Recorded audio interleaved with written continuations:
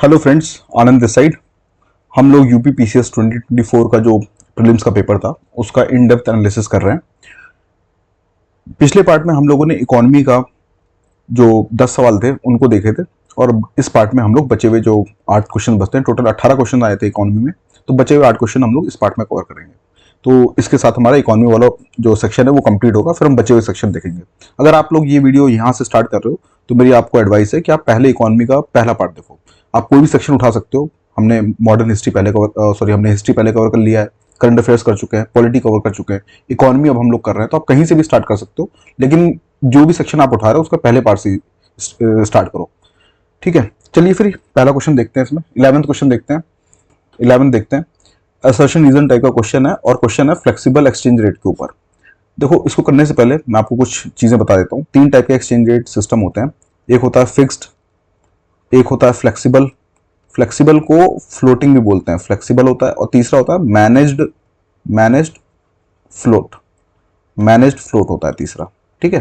ये 3 टाइप के exchange rate system होते हैं। देखो, फिक्स्ड एक्सचेंज रेट सिस्टम में क्या होता है, जो करेंसी की वैल्यू होती है उसको जो मॉनेटरी अथॉरिटी होती है, किसी भी कंट्री की जो करेंसी है उसकी जो वैल्यू होगी उसको किसी और करेंसी के अगेंस्ट उसकी वैल्यू को फिक्स कर दिया जाएगा, ठीक है। और ये काम कौन करती है? ये काम वहां की मॉनेटरी अथॉरिटी करती है, इंडिया के केस में जो आरबीआई है। फॉर एग्जाम्पल, इंडियन रूपी की वैल्यू को यूएस डॉलर के अगेंस्ट उसकी वैल्यू को फिक्स कर दिया जाएगा, ठीक है। ये काम कौन करेगी? आरबीआई करेगी, ठीक। फिक्स में करती है। फ्लेक्सिबल में क्या होता है, जो करेंसी की वैल्यू जो होती है ना, जो भी करेंसी की वैल्यू होगी वो सप्लाई और डिमांड, जो फॉरेन एक्सचेंज मार्केट में जो उस करेंसी की जो सप्लाई और डिमांड होगा उसके ऊपर निर्भर करेगा। इसमें आरबीआई या मॉनेटरी अथॉरिटी का कोई रोल नहीं है। यहाँ पे मार्केट फोर्सेस खुद डिसाइड करेंगे कि करेंसी की वैल्यू क्या है, ठीक है। और मैनेज्ड फ्लोट में क्या होता है? मैनेज फ्लोट में, जैसे इंडिया में मैनेज फ्लोट सिस्टम है, इंडिया में ये है, तो ये भी इंपॉर्टेंट फैक्ट है। यहाँ पे क्या होता है, ठीक है, सब कुछ फ्लेक्सिबल ही है इंडिया में। स्टार्टिंग में सब कुछ ऐसे ही रहेगा कि अपने आप करेंसी की वैल्यू डिटरमाइन होगी फॉरेन एक्सचेंज मार्केट में करेंसी की सप्लाई और डिमांड के बेसिस पे, ठीक है। जो इंटरेक्शन जो हो रहा है ना वहाँ पे बायर और सेलर के, उसके बेसिस पे फॉरेन एक्सचेंज मार्केट में जो इंटरेक्शन होते हैं बायर और सेलर के, उसके बेसिस पे डिपेंड होता है। आरबीआई का कोई इंटरफेरेंस नहीं है यहाँ पे, कोई भी चीज फिक्स नहीं करी गई है। तो स्टार्टिंग में तो ऐसा होता है, लेकिन अगर मान लो flexible exchange rate system follow कर रहे हैं हम लोग, लेकिन एक पॉइंट कभी ऐसा हो सकता है ना कि बहुत ज्यादा करेंसी की वैल्यू गिर रही हो, ठीक है, या बहुत ज्यादा करेंसी की वैल्यू बढ़ रही हो, अप्रिशिएट कर रही हो, ऐसे केस में क्या होता है, आरबीआई इंटरफेयर करती है, ऐसे केस में करती है, ठीक है। और इस केस में क्या करेगी, अगर करेंसी की वैल्यू बहुत ज्यादा गिरने लग जा रही है, अगर मान लो इंडियन रुपए की वैल्यू बहुत ज्यादा किसी यूएस डॉलर के अगेंस्ट बहुत ज्यादा गिरने लग जा रही है, तो इस केस में क्या करेगी ये आरबीआई, क्या करेगी, बहुत ज्यादा वहां से रुपए को खींच लेगी, यहां से फॉरेन एक्सचेंज मार्केट में से पैसे को खींचेगी। उससे क्या होगा, उससे अपने आप, क्योंकि स्कार्सिटी हो गई इंडियन रुपए की, तो अपने आप पैसे की वैल्यू या रुपए की वैल्यू अपने आप अप्रिशिएट करेगी, नॉर्मलाइज हो जाएगी। इस तरीके से वो काम करता है ये पूरा सिस्टम। अब आते हैं इस क्वेश्चन पे। पहला क्वेश्चन क्या कह रहा है, the value of state assertion कह रहा है, the value of national currency determined by demand and supply of foreign currency is called flexible exchange rate. यही तो मैंने आपको बताया, demand and supply of foreign currency, यही होता है फ्लेक्सिबल एक्सचेंज। तो ये बात तो एकदम सही है। रीजन पे आते हैं, demand and supply of foreign currency is being determined by central bank. नहीं यार, ऐसा नहीं। फ्लेक्सिबल एक्सचेंज रेट में मैंने आपको बताया ना, यहाँ पे मार्केट डिसाइड करती है, फॉरेन एक्सचेंज मार्केट में जो भी सप्लाई और डिमांड होगा उसके बेसिस पे होगा। यहाँ पे आरबीआई का कोई हाथ नहीं, आरबीआई का हाथ फिक्स्ड एक्सचेंज रेट सिस्टम में, ठीक है। तो ये हो गया फॉल्स। लेकिन अब देखो, इशू ये है, इस क्वेश्चन बनाने का तरीका बहुत ही घटिया है, इस वजह से कुछ बच्चों का क्वेश्चन गलत हो गया होगा, ठीक। क्योंकि यहाँ पे कहीं भी नहीं लिखा है कि बात किसी कर रहे हैं। रीजन में जहां पे मेंशन होना चाहिए था कि आप फ्लेक्सिबल की बात कर रहे हो या फिर फिक्स्ड की बात कर रहे हो, किस एक्सचेंज रेट सिस्टम की बात कर रहे हो, इन्होंने कहीं मेंशन ही नहीं किया। इस वजह से ये क्वेश्चन इस टाइप से नहीं बनाना चाहिए, थोड़ा ढंग से बनाओ यार क्वेश्चन। अब सीख जाएगी यूपीपीसी थोड़े टाइम में करते करते। लेकिन अब ऐसे कुछ बच्चों का नुकसान होता है इस टाइप से अगर आप क्वेश्चन बना रहे हो तो ये इसीलिए इसका आंसर मान के हम लोग चल रहे हैं कि भाई ये लोग बात फ्लेक्सिबल की ही कर रहे थे, तो इस हिसाब से, इनके हिसाब से तो फिर ये सही हो गया आंसर, ठीक है। अब ये क्वेश्चन क्या है, ये देखो, आपको पीवाईक्यू जो बच्चे घटना चक्र से लगाते हैं वो तो इस क्वेश्चन को नहीं कर सकते, ठीक है। जो बच्चे यूपीएससी की तैयारी करते हैं वो अच्छे से कर सकते हैं इस क्वेश्चन को। तो मैं आपको यही सजेस्ट करूंगा, थोड़ी सी इंफॉर्मेशन अपनी ब्रॉडन करना, कुछ जो कॉन्सेप्ट होते हैं इकोनॉमी के, जो की कॉन्सेप्ट होते हैं, उनको आप थोड़ा कवर करके पहुंचो पेपर में, ठीक है। हर चीज घटना चक्र या पीवाईक्यू से नहीं हो सकती। नेक्स्ट क्वेश्चन देखते हैं। अच्छा, एक बात मैं और बताऊं, इस टाइप के क्वेश्चन अगर आप सही करते हो ना तो आपको एक एज मिलता है, क्योंकि कुछ क्वेश्चन ऐसे होते हैं जो मैक्सिमम जो सीएस बच्चे हैं वो सही कर रहे होते हैं, लेकिन कुछ क्वेश्चन ऐसे होते हैं जो एक्सेप्शनली आपके या बहुत ही कम बच्चों के सही होंगे। तो ऐसे क्वेश्चन अगर आप ज्यादा करके आ गए ना, तो आपको एज मिलता चला जाएगा। ये एज तभी मिलेगा जब आप जो इस टाइप के क्वेश्चन है जो मैक्सिमम बच्चे सही कर रहे हैं इनको भी सही कर रहे हो। अगर आप ये गलत कर रहे हो और ये सही कर रहे हो तो ऑब्वियसली बात है ना, वो बैलेंस आउट हो जाएगा वो चीज।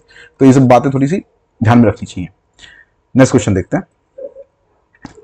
क्वेश्चन नंबर 12 है, आपको इकोनॉमिस्ट और ऑथर के नाम दिए थे और उनकी बुक थी, इनसे मैच करना था। मैंने आपको पिछले वाले उसमें बताया भी था, कुछ इंपॉर्टेंट इकोनॉमिस्ट है जिनकी आपको बुक पता होनी चाहिए। अब देखो इस केस में तो मुझे लगता है कि टफ, मैं इसको एक्चुअली टफ कैटेगरी में डालूंगा, स्किप कर देते तो सही रहता। मुझे पता है ये अब कौन याद रखेगा, ये इनकी बुक कौन याद रखेगा, ये लोग कौन है पता भी नहीं। हाँ ये दोनों मुझे लगता है फिर भी आपको पता होना चाहिए था। एडम स्मिथ की वेल्थ ऑफ नेशन है, ठीक है, ये पता होना चाहिए था 100%। प्रॉब्लम ये जान के भी आप कुछ नहीं कर सकते थे ये देखो सब में इन्होंने दे दिया 4, और ये बेवकूफी है। अगर आप सब में 4 दे रहे हो तो 4 डालने का मतलब ही कुछ नहीं हुआ, ठीक है। 4 आप डाल के आपने क्या कर दिया, क्योंकि आपने सब में डाल दिया, तो ये इस टाइप का ऑप्शन बनाने का मतलब ही क्या हुआ। चलो अब इन्होंने डाल दिया, D4 हो गया, सब में कोई यूज नहीं आया, तो आप इस इंफॉर्मेशन कुछ नहीं कर सकते। हाँ लेकिन एक इंफॉर्मेशन का यूज होता है। जो बच्चे मेंस की तैयारी करते हैं, कई बार आपने देखा होगा मेंस में सॉफ्ट, इंडिया को सॉफ्ट स्टेट बोला जाता है, या एशियन इकोनॉमीज को सॉफ्ट स्टेट बोला जाता है। ये जो सॉफ्ट स्टेट का कॉन्सेप्ट था ये एक्चुअली इन्होंने दिया था, गनर मिर्दल जो थे इन्होंने दिया था। इन्होंने एशियन इकोनॉमीज के ऊपर काफी डिटेल में स्टडी करी थी, साउथ एशियन इकोनॉमी के ऊपर एशियन ड्रामा बुक लिखी है, इंपॉर्टेंट बुक है काफी है, ठीक है। और उसमें इन्होंने बात करी है जो डेवलपमेंट चैलेंजेस जो है साउथ एशिया में, उस पर बात करी है, ठीक। तो वहीं पे ये सॉफ्ट स्टेट बोलते हैं एशियन इकोनॉमीज को, इंडिया को भी उसमें इंक्लूड करके, ठीक है। तो मेंस में अक्सर हम उन लोग इसके बारे में पढ़ते हैं। तो गनर मिर्दल की बुक थी। तो अगर आपको इतनी बात पता होती, जो कि मैं मानता हूं कि नहीं पता होगी मैक्सिमम लोगों को, लेकिन जिसको भी पता होती तो वो आंसर तक जरूर पहुंच सकता था इसको, इस क्वेश्चन में एटलीस्ट, ठीक है। क्योंकि ये इंफॉर्मेशन के थ्रू ही मिर्दल की जैसी आप देखते तो वो बुक क्या आ जाती है आपकी, यहां से देखो, ए है economic theory and underdeveloped regions, ठीक। Underdeveloped region South Asia ही है ना। जब इन्होंने बुक लिखी थी उस समय तो अंडर डेवलप्ड पूरा साउथ एशिया था इंक्लूडिंग इंडिया, ठीक है, काफी पुरानी बुक है। तो ये चीज इससे ही मैच हो रही थी, और कहीं पे इस तरीके की बात ही नहीं हो रही है, ठीक है। अंडर डेवलप्ड रीजन की बात ही नहीं हो रही है, यहीं पे बात हो रही है। तो ये इन्फॉर्मेशन से ये क्वेश्चन हो जाता, लेकिन मैं मानता हूं ये नहीं पता होती। फिलहाल इस क्वेश्चन आप ये मत करने बैठ जाना कि कुछ भी कोई भी इकोनॉमिस्ट दिख रहा है उसकी बुक याद करने बैठ जाओ, कोई फायदा नहीं है। लेकिन हाँ जो मेजर इकोनॉमिस्ट है उनके बारे में आपको पता होना चाहिए, ठीक है। नेक्स्ट क्वेश्चन देखते हैं। क्वेश्चन नंबर 13 आपका है, which indicators are used in human development index. अरे यार अब ये क्वेश्चन नहीं, लिटरली किसी को गलत नहीं करना चाहिए था, जो भी पीसीएस की तैयारी सीरियसली कर रहा है। कितनी बार ये सब चीजें पूछी गई है। HDI हो गया, ह्यूमन डेवलपमेंट इंडेक्स हो गया, MPI हो गया, मल्टी डायमेंशनल पॉवर्टी इंडेक्स हो गया, ठीक है, SDG गोल्स हो गए, ये सब मतलब मल्टीपल टाइम ही पूछ रही है। तो इनको तो आप अच्छे से करके जाते ही होगे पेपर में। यहां पे आपसे ये पूछ रहा है, मस्ट रिटन क्वेश्चन है, गलत भी नहीं होना चाहिए था, फेवरेट टॉपिक है यूपी पीसीएस का। आप अगर पीवाईक्यू देख रहे हो तो आपको पता होता है कि इस पे क्वेश्चन आते ही आते हैं। यहां से आपसे सीधे इंडिकेटर पूछ लिया, सिंपल सी बात है, आपको बताना कौन से 3 इंडिकेटर है। एक होता है इसमें हेल्थ, एक होता है एजुकेशन, और दूसरा होता है इनकम लेवल। यही 3 इंडिकेटर होते हैं बस, और कोई इंडिकेटर नहीं है इसमें। तो इनकम लेवल ये हो गया, एजुकेशन ये हो गया, लाइफ एक्सपेक्टेंसी को आप हेल्थ में डाल दो, ठीक है, और कंडीशन ऑफ एनवायरनमेंट ये नहीं है इसमें, ठीक है, ये चीज नहीं है। तो 1, 2 और 4 हो गया, ये आंसर हो गया आपका। Next question assertion reason type का क्वेश्चन है, ठीक है। अब ये क्वेश्चन अगर आप देखोगे तो यहाँ पे भाई देखो दिमाग लगाना था, ठीक है, थोड़ा ढंग से पढ़ते और दिमाग लगाते ये हो जाता। ये सब चीजें देखो प्रैक्टिस करके आएंगे। असर्शन रीजन टाइप के जो क्वेश्चन है और मैच द फॉलोइंग टाइप के जो क्वेश्चन है, ये सब जब तक आप प्रैक्टिस नहीं करोगे, मल्टीपल स्टेटमेंट टाइप के जो क्वेश्चन होते हैं इसमें 2-3 स्टेटमेंट होते हैं, ये सब जब तक आप प्रैक्टिस नहीं करोगे, खास करके असर्शन रीजन वाले अगर आप प्रैक्टिस नहीं कर रहे हो तो आपके गलत होने की संभावना ज्यादा बढ़ जाती है। प्रैक्टिस करो, दिमाग लगाओ, प्रैक्टिस करते हैं आप दिमाग लगता है, इनमें थोड़ा दिमाग लगता है, आपको सोचना पड़ता है ये चीज इससे रिलेट कैसे हो रही है, ठीक है। तो वो चीज जब आप करके जाओगे ना, पहले से ही लगा के जाओगे, तभी आपके क्वेश्चन सही हो पाएंगे वहां पे। वरना वहां पे कई बार क्या होता है, ठीक से आपने सोचा नहीं, लिंक बैठाया नहीं और गलत हो गया। ये क्वेश्चन देखो दिमाग अगर आप इसमें लगाते हैं, there is a positive relationship between HDI, positive relationship है HDI में और SDG ranking of Indian state, ठीक है। ये कह रहा है कि एक पॉजिटिव रिलेशनशिप है जो SDI इंडेक्स होता है और जो SDG ranking of Indian state है, उनके बीच में एक पॉजिटिव रिलेशन है। पॉजिटिव रिलेशन का मतलब कि अगर ये बढ़ेगा तो ये भी बढ़ेगा। बिल्कुल सही बात है। ह्यूमन डेवलपमेंट इंडेक्स मैंने भी आपको बताया हेल्थ, एजुकेशन और इनकम लेवल की बात कर रहा है, ठीक है। तो अगर हेल्थ, एजुकेशन और इनकम लेवल की अगर इंप्रूव हो रहा है कहीं पे, किसी भी रीजन में या किसी भी स्टेट में इंप्रूव हो रहा है, तो ऑब्वियस सी बात है ना, उसका सस्टेनेबल डेवलपमेंट गोल में जो उसकी रैंकिंग होगी वो भी इंप्रूव होगी। क्यों? क्योंकि एसडीजी की अगर आप रैंकिंग उठाओगे तो उसमें 17 गोल है ना टोटल। 17 गोल में से जो गोल नंबर 4 है वो एजुकेशन की, क्वालिटी एजुकेशन की बात कर रहा है, और जो गोल नंबर 3 है, सॉरी, जो गोल नंबर 3 है वो बात कर रहा है गुड हेल्थ और वेलबींग की, गुड हेल्थ की बात कर रहा है। तो हेल्थ की, ये 4 एजुकेशन की, और 3rd हेल्थ की बात कर रहा है। ठीक है, तो अगर कहीं पे भी एसडीआई इंप्रूव हो रहा है, किसी भी इंडियन स्टेट में अगर ह्यूमन डेवलपमेंट इंडेक्स इंप्रूव हो रहा है, मतलब वहां पे हेल्थ, एजुकेशन और इनकम लेवल भी इंप्रूव हो रहा है। तो जब ये सब चीजें इंप्रूव हो जाएंगी तो ऑब्वियस सी बात है उस स्टेट की एसडीजी रैंकिंग भी तो इंप्रूव होगी ना, क्योंकि एसडीजी में भी ये गोल्स हैं, हेल्थ एजुकेशन भी है, तो ये भी इंप्रूव हो रहे होंगे एसडीजी रैंकिंग में, तो एसडीजी रैंकिंग भी वहां की इंप्रूव हो जाएगी। ये बात कह रहा है, तो बिल्कुल सही बात है। रीजन क्या दे रहा है, ऐसा क्यों हो रहा है? ठीक है, यहां पे इन्होंने ये दे दिया, रिलेशनशिप है, पॉजिटिव रिलेशनशिप बता दिया, और पॉजिटिव रिलेशनशिप क्यों है, रीजन क्या होता है, इसी को सब्सटेंशिएट करता है ना। तो यहां पे आप बिकॉज लगाए तो because underlying dimension of SDG targets are closely related to education and health aspect. मैंने आपको भी ऊपर ये बात समझा दी है, तो ये एकदम सही है, ये इसको एक्सप्लेन भी कर रहा है। ठीक है, जो रीजन है वो एसर्शन को सब्सटेंशिएट भी कर रहा है, इसीलिए ये हो गया आंसर आपका ये। ठीक है, नेक्स्ट क्वेश्चन देखते हैं। नेक्स्ट क्वेश्चन है, मैंने आपको थोड़ी देर पहले बताया था, global multi dimensional poverty index भी बहुत ही फेवरेट टॉपिक है यूपीपीसीएस का। ठीक है, इसको भी आपको अच्छे से करके जाना था वहां पेपर में। अब ये बात आपसे पूछ रहा है कि इसमें से कौन पब्लिश करता है। अब ये देखो, ये तो सबको पता होता है, यूएनडीपी, ठीक है, यूनाइटेड नेशन डेवलपमेंट प्रोग्राम। लेकिन अगर आप इसके बारे में ढंग से पढ़ के जाते हैं तो ये भी आपको पता होना चाहिए था, Oxford poverty and human development initiative है। ठीक है, ये भी इसमें इन्वॉल्व होता है बनाने में, ये ऑक्सफोर्ड यूनिवर्सिटी का इनिशिएटिव है। ये दोनों लोग मिलके ये दोनों लोग मिलके एमपीआई निकालते हैं, मल्टी डायमेंशनल पॉवर्टी इंडेक्स निकालते हैं। मेरे हिसाब से ये क्वेश्चन मॉडरेट कैटेगरी में रखूंगा, क्योंकि कुछ बच्चों को इसमें दिक्कत आई होगी, सेकंड वाले पार्ट में इसमें दिक्कत आई होगी, लेकिन ढंग से पढ़ के जाना था, क्योंकि आपको पता है एमपीआई पेज में क्वेश्चन आया तो थोड़ा सा डिटेल में पढ़ के जाओगे ना, तो अगर आप ये करके गए होते तो इजिली क्वेश्चन हो जाता। ठीक है, तो मॉडरेट कैटेगरी में है, लेकिन मस्ट अटेम्प्ट क्वेश्चन है ये, इस टाइप के क्वेश्चन आपको अटेम्प्ट करने ही चाहिए वहां पेपर में। ठीक, अब इसमें एक बात ये भी आती है, मैं आपको 2025 के लिए एक बात तो बता ही चुका हूं कि एमपीआई हो गया, एचडीआई हो गया, एसडीजी हो गया, ऐसे और भी हैं इंडेक्स, ये सब बहुत इंपॉर्टेंट हो जाते हैं। एसडीजी इंडेक्स नहीं, लेकिन मैं यहाँ लिख दे रहा हूँ, तो ये सब चीजें इंपॉर्टेंट हो जाती हैं, आप इनको डिटेल में करके जाओ, एसडीजी सारे गोल याद करके जाओ, ये भी याद कर कौन निकालता है, रैंक क्या है, करंट अफेयर्स में रैंकिंग भी देखना, फिर इसमें कौन कौन से वो होते हैं, पैरामीटर्स क्या होते हैं, पैरामीटर के अंदर सब पैरामीटर्स क्या होते हैं, ऐसे इसकी भी देखो। एमपीआई जो होता है, एमपीआई और एसडीआई में थोड़ा सा अंतर है, एमपीआई भी एक्चुअली हेल्थ एजुकेशन की बात तो ये भी करता है, ठीक है, हेल्थ एजुकेशन की बात ये भी करता है। इसके साथ साथ देखो, आप एसडीआई में क्या था, एसडीआई में इनकम की बात थी बस, ठीक है, लेकिन यहाँ पे क्या है, स्टैंडर्ड ऑफ लिविंग की बात होती है, स्टैंडर्ड ऑफ लिविंग की बात होती है एमपीआई में, इसीलिए ये ज्यादा होलिस्टिक है, एमपीआई ज्यादा होलिस्टिक है इसके मुकाबले।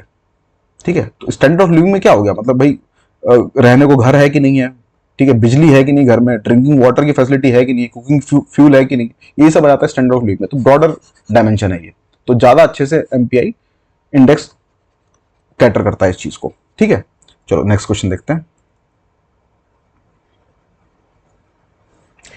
Question number 16, Malthus argued that population grows in a dash progression while agriculture production food supply grows in a dash progression.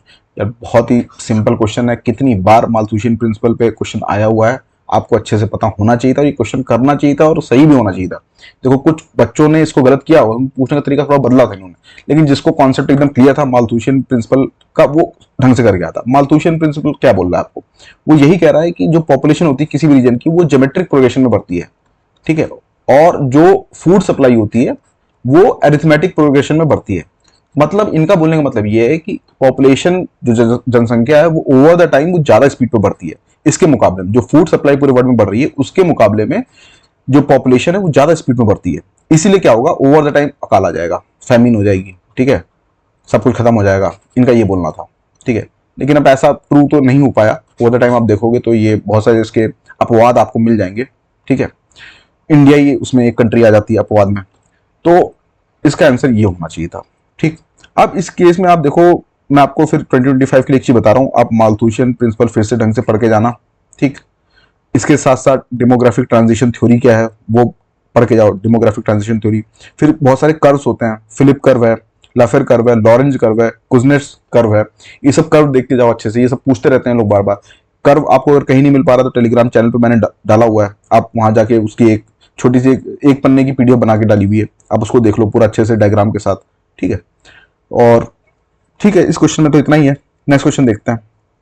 अगला क्वेश्चन असर्शन रीजन पे है, फिर से थोड़ा सा कॉन्सेप्चुअल क्वेश्चन है, सिंपल क्वेश्चन मैं बोलूंगा इसको, लेकिन प्रॉब्लम ये है इन्होंने आंसर ठीक से, मतलब ये क्वेश्चन ठीक से नहीं बनाया, इसलिए इसके दो में से कुछ भी आंसर हो सकता है। मोस्ट प्रोबेबली ये आंसर होना चाहिए था इसका, आयोग ने ये दिया हुआ है, जो मैंने एक्चुअली येलो मार्क किया वो आयोग का आंसर है, और ये वाला मेरे हिसाब से आंसर इसका होना चाहिए, क्योंकि ये ठीक से बनाया नहीं है क्वेश्चन। ग्रोथ और डेवलपमेंट बहुत ही फेवरेट टॉपिक है, growth and development, in fact mains में भी पूछ लेते हैं, प्री में भी आ जाता है ग्रोथ एंड डेवलपमेंट क्या होता है। भाई इकोनॉमी में ग्रोथ का मतलब क्या है कि जीडीपी की साइज बढ़ रही है बस, ठीक है। ये क्वांटिटेटिव पैरामीटर होता है, क्वांटिटेटिव, बस जीडीपी साइज बढ़ती चली जा रही है। डेवलपमेंट की बात ये होती है कि भाई सिर्फ साइज से मतलब नहीं है, साइज तो होना ही चाहिए, उसके साथ साथ क्या है कि डेवलपमेंट इंक्लूसिव हो, ठीक है, लोगों का उद्धार हो, लोगों को भाई खाने पीने को रोटी पानी सब कुछ मिले, उसको आप डेवलपमेंट बोलोगे, ठीक। तो वो क्वालिटेटिव टूल होता है, ये क्वालिटेटिव पैरामीटर होता है, और ये क्वांटिटेटिव होता है ग्रोथ, ठीक। अब क्वेश्चन ये बोल रहा है development is being defined as, ये क्वेश्चन देखो मस्ट अटेम्प्ट क्वेश्चन था, क्योंकि ये आया, ये ग्रोथ डेवलपमेंट बहुत ही इजी टॉपिक है, कई बार पीवाईक्यू पूछा भी हुआ, तो आपको पता भी होना चाहिए था।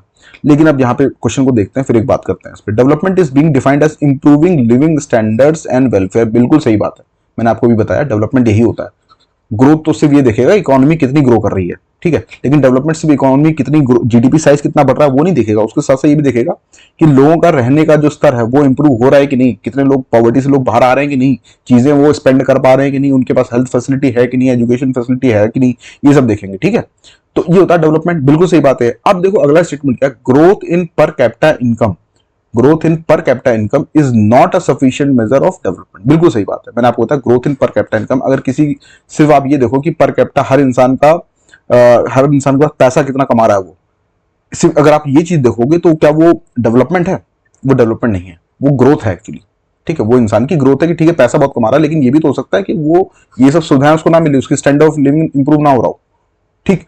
तो इस वजह से क्या है, ये स्टेटमेंट भी सही है, लेकिन अब प्रॉब्लम इसमें ये है, प्रॉब्लम इसमें ये है कि दोनों इंडिपेंडेंटली तो ट्रू है, लेकिन ऐसा जो रीजन है वो असर्शन को एक्सप्लेन करता हुआ नहीं दिख रहा है। आप इसको साथ में पढ़ के देखो तो ये मेक सेंस नहीं कर रहा है कि ये चीज इसको सब्सटेंशिएट कैसे कर रहा है, इसीलिए मेरे हिसाब से इसका आंसर ये होना चाहिए था, ठीक है।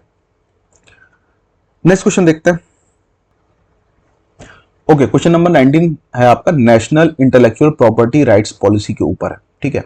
अब जो बच्चे मेंस की तैयारी करते हैं उसमें प्रॉपर इंटरनेशनल ये इंटेलेक्चुअल प्रॉपर्टी राइट पे एक चैप्टर है GS3 में, ठीक है। GS3 में एक हेडिंग आती है IPR पे, तो वो लोग इसको ढंग से देख के जाते हैं, तो उनको तो मोस्ट प्रोबेबली इसमें दिक्कत नहीं हुई होगी, और खास करके जो बच्चे यूपीएससी की तैयारी कर रहे हैं उनको भी दिक्कत नहीं होगी, लेकिन जो बच्चे सिर्फ घटना चक्र पढ़ रहे हैं उनको इस क्वेश्चन में थोड़ी दिक्कत हो सकती है, क्योंकि इस टाइप के क्वेश्चन आपको उसमें नहीं मिलेंगे, इसलिए थोड़ा सा आपको अपने हॉराइजन को ब्रॉड करना पड़ेगा। It reiterates India's commitment to Doha development agenda and TRIPS agreement, बिल्कुल सही बात है। दोहा डेवलपमेंट एजेंडा और ट्रिप्स एग्रीमेंट से अलाइन करती है हमारी जो इंटेलेक्चुअल प्रॉपर्टी राइट जो पॉलिसी है, इन दोनों से अलाइन करती है। देखो दोहा डेवलपमेंट एजेंडा जो है ना, इसको दोहा राउंड भी बोलते हैं, WTO का अंतर्गत हुआ था ये दोहा राउंड, WTO के अंतर्गत हुआ था, ठीक है। और ये ट्रेड बैरियर को लोअर करने की बात इसमें हुई थी, उसके साथ साथ इसमें इसकी बात भी हुई थी कि भाई इंटेलेक्चुअल प्रॉपर्टी राइट्स को भी सेफगार्ड करना है, इसकी बात भी हुई थी। इसके साथ जो ट्रिप्स एग्रीमेंट है, जो ट्रिप्स एग्रीमेंट है वो तो स्पेसिफिकली WTO का, ये भी एक्चुअली WTO का ही एग्रीमेंट है, और ये स्पेसिफिकली बात करता है कि भैया एक मिनिमम स्टैंडर्ड मेंटेन करो अपने कंट्री में, ताकि इंटेलेक्चुअल प्रॉपर्टी जो है वो सेफगार्ड हो सके हर एक कंट्री में, वो तो स्पेसिफिकली इसकी बात करता है इंटेलेक्चुअल प्रॉपर्टी राइट की, ठीक है, जो ट्रिप्स एग्रीमेंट है। तो ये दोनों बातें एकदम सही हैं, इसीलिए ये ऑप्शन जो है ये सही हो जाएगा। अब अगला देखो, department of industrial policy and promotion is the nodal agency for regulating intellectual property rights in India. ये कह रहे हैं कि गवर्नमेंट की एक एजेंसी है जिसका नाम है DIPP, ये नोडल एजेंसी है जो इंटेलेक्चुअल प्रॉपर्टी राइट को रेगुलेट करती है। इनके हिसाब से दोनों सही हैं। अब देखो इन्होंने बेवकूफ़ी क्या करी है, DIPP जो है वो एक्चुअली अब इसका नाम 2015-16 में ही बदल चुका है, तो अब इस पे बच्चों ने आपत्ति लगा दी होगी, ठीक है। यही बेवकूफ़ी होती है, आपने पूछा तो सही है लेकिन DIPP अब वो बचा ही नहीं है, उसका नाम बदल के अब हो चुका है DPIIT, ठीक है, department for promotion of industry and internal trade, ये अब इसका नया नाम है जो ये काम करती है, और ये मिनिस्ट्री ऑफ कॉमर्स के अंतर्गत आती है ये।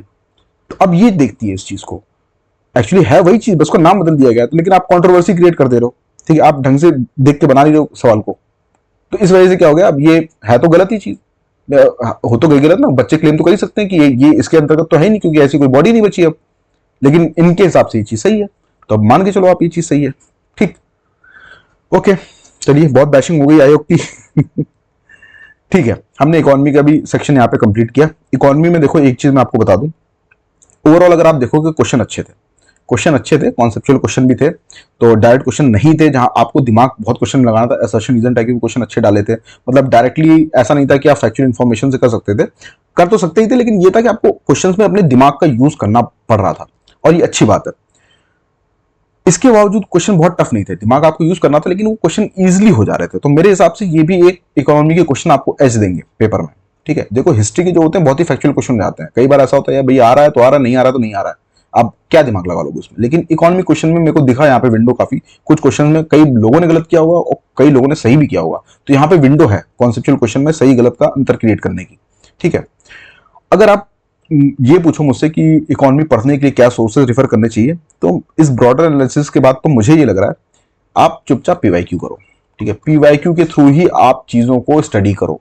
मैं ये नहीं कह रहा हूं कि आप पीवाईक्यू एज इट इज पढ़ो, मेरा पॉइंट ये है, जैसे अब ये क्वेश्चन आप देख रहे हो ना, मैं आपको बताता हूँ पीवाईक्यू यूज कैसे करना है, इस पर मैंने डिटेल में वीडियो मेरे ख्याल से हिस्ट्री के स्टार्टिंग में डाला हुआ है कि आप पीवाईक्यू का यूज कैसे करते हो। अब जैसे ये क्वेश्चन आ रहा है ना, ये है, तो अब यहां से आपको क्या दिखा, इन्होंने WTO की बात करी, ट्रिप्स एग्रीमेंट की बात करी, ठीक है, तो इसी बेसिस पे आप क्या करो, अगर ये WTO पे ऐसे पूछ सकते हैं तो IMF पे भी तो पूछ सकते हैं ना, वर्ल्ड बैंक पे पूछ सकते हैं, तो ऐसे यूज होता है पीवाईक्यू का, ठीक, तो आप अपनी स्टडी को पीवाईक्यू के थ्रू ही करो, कोई अलग से बुक पढ़ने की मेरे हिसाब से जरूरत नहीं है। पीवाईक्यू में अगर देखो फिस्कल पॉलिसी पूछा है तो आप उसको ढंग से करके चले जाओ, मॉनेटरी पॉलिसी पूछा उसको ढंग से करके चले जाओ, तो पीवाईक्यू का यूज करो, वहीं से आप चीजों को तैयारी करो, अलग से पढ़ने का मतलब नहीं, क्योंकि यूपी पीसीएस के जो इकोनॉमिक क्वेश्चन है वो यूपीएससी की तरह नहीं आते, कोर इकोनॉमी से बहुत ज्यादा आ जाए, ठीक है। इसके साथ साथ मैंने आपको ये देखा कि मैंने आपको ये बताया कि पहली बात तो आपको पीवाईक्यू देखना है, ठीक, पीवाईक्यू की बेसिस पे मैं आपको बता रहा हूँ, स्कीम्स बहुत अच्छे से करके जाना, स्कीम्स बहुत अच्छे से, रिपोर्ट्स जो होती हैं, ठीक है, रिपोर्ट्स वगैरह SDI वगैरह जैसे हो गई, ये सब बहुत अच्छे से कर, SDG गोल अच्छे रट्टा मारो, 17 SDG है उसको रट्टा मारो, कोई भी निमोनिक्स वगैरह कोई दे रहा है तो मैं तो उसमें सही नहीं हूँ, तो मैं आपको नहीं देने वाला वो सब चीजें, लेकिन कोई अगर आपको दे रहा है 17 गोल का तो भाई याद कर लो उन सब चीजों को, तो ऐसी भी और भी चीजें आप जब आप पीवाईक्यू एनालिसिस करोगे आपको एक एनालिसिस मिलेगा, मेरे हिसाब से अभी जो मुझे दिखा इसमें मैंने आपको बता दिया, इतनी चीजें आप ढंग से करके जाओ, मेरे हिसाब से इकोनॉमी के लिए इतना सफिशिएंट रहेगा, ठीक है। ओके, अगर आप मेरे चैनल पे नए हो, यहाँ पे इसको चलो बंद करते हैं, अगर आप मेरे चैनल पे नए हो तो आप प्लीज चैनल को सब्सक्राइब करो और इसको शेयर करो लोगों के साथ, मुझे मोटिवेशन मिलेगा, प्लीज मैं आपसे इसलिए रिक्वेस्ट कर रहा हूँ, शेयर करो, मोटिवेशन मिलेगा मेरे को। साथ ही साथ आप टेलीग्राम चैनल पे बहुत चीजें फ्री में वहां से आपको मिल सकती है, हम लोग करंट अफेयर्स की मंथली मैगजीन निकाल रहे हैं, बहुत अच्छी मैगजीन है वो, आप देख सकते हो जाके, मैं आपको एक बार फिर से यहाँ दिखा देता हूँ, जो लोग इस वीडियो को देख रहे हैं स्पेसिफिकली मैं आपको दिखाता हूँ, ये देखिए हमने इस टाइप से मंथली मैगजीन बनाई है, हर एक टॉपिक कवर किया है सेक्शन वाइज, और बहुत ही टू द पॉइंट क्रिस्प चीजें इसमें रखी हैं। उसके साथ साथ इसमें अगर आप देखोगे तो हमने कवरेज बहुत वास्ट रखा है, आप एक बार पढ़ के देखना, 1-2 पेज ही पढ़ के देखना, आप समझ जाओगे मैं जो बताना चाह रहा हूँ। इस पे हमने वीडियो एनालिसिस सीरीज भी बनाई इसी पूरी मैगजीन में, वहां पे सारे की कॉन्सेप्ट जो इसमें यूज है, जैसे फॉर एग्जाम्पल भार्गवास्त्र अगर यूज है तो एक्जैक्टली क्या होता है भार्गवास्त्र, सिंपल वर्ड में एक बार आप समझ लोगे तो आप उसके बाद आपको कोई दिक्कत नहीं आने वाली, आप पढ़ोगे तो आपको बहुत ईजिली समझ में आएगी चीजें। और फिर जो की कॉन्सेप्ट होते हैं जो मतलब जिन पे आपको स्पेशल फोकस करना है वो सब मैंने एम्फेसिस करके आपको बताया होगा उसमें वीडियो में, आप वीडियो लेक्चर देख सकते हो, आपको टेलीग्राम सॉरी यूट्यूब पे मिल जाएगा, वो आप प्लेलिस्ट में जाके चेक कर लो, मैं डिस्क्रिप्शन बॉक्स में नीचे डाल दूंगा। इसके साथ साथ इसी PDF के बेसिस पे हमने ये क्वेश्चन भी बनाए हैं, क्वेश्चन आप देखो 125 के अराउंड क्वेश्चन है, हर मंथ का हम फ्री में, ये सब चीजें फ्री में है, हर टाइप के क्वेश्चन, जैसे यूपी पीसीएस पूछ रही है हमने उस टाइप के क्वेश्चन मेक श्योर किया है कि पूछें, एसोसिएशन रीजन टाइप का क्वेश्चन देखो आप, ठीक है, ये डिसेंडिंग ऑर्डर में अरेंज करने वाला क्वेश्चन है, ये आपका question match the following type का क्वेश्चन है, एसोसिएशन रीजन टाइप का क्वेश्चन है, 2 स्टेटमेंट क्वेश्चन है, सिंगल स्टेटमेंट क्वेश्चन है, ऑप्शन क्वेश्चन है ये, ठीक है, फिर 2 स्टेटमेंट का, तो ऐसे हमने हर टाइप के क्वेश्चन कवर किए हुए हैं, बहुत ही अच्छी प्रैक्टिस हो जाएगी आपको। इस पे भी हमने वीडियो बनाया हुआ है जिसमें इसका डिस्कशन किया हुआ है, आप यूट्यूब पे देख सकते हो। ये सब चीजें अगर आप हर महीने मंथली वाइज करते चले जाओगे तो आपका लोड भी कम रहेगा, और उसके साथ साथ आपका एक बहुत ही होलिस्टिक कवरेज होता चला जाएगा हर महीने का। और बाद में अगर आप चाहते हो तो कोई ईयरली मैगजीन देखना देख सकते हो, लेकिन मेरे हिसाब से अगर आप इतना करोगे तो आपको देखने की जरूरत भी नहीं पड़ेगी, ठीक है, तो इतनी चीजें आप कर सकते हो। बाकी टेलीग्राम चैनल का लिंक मैंने नीचे डिस्क्रिप्शन बॉक्स में डाल दिया, कमेंट बॉक्स में मैं डाल दूंगा, आप वहां जाके ये सब चीजें फ्री में डाउनलोड कर सकते हो। ठीक है, सेशन को ये वाइंड अप करते हैं। Thank you, all the best.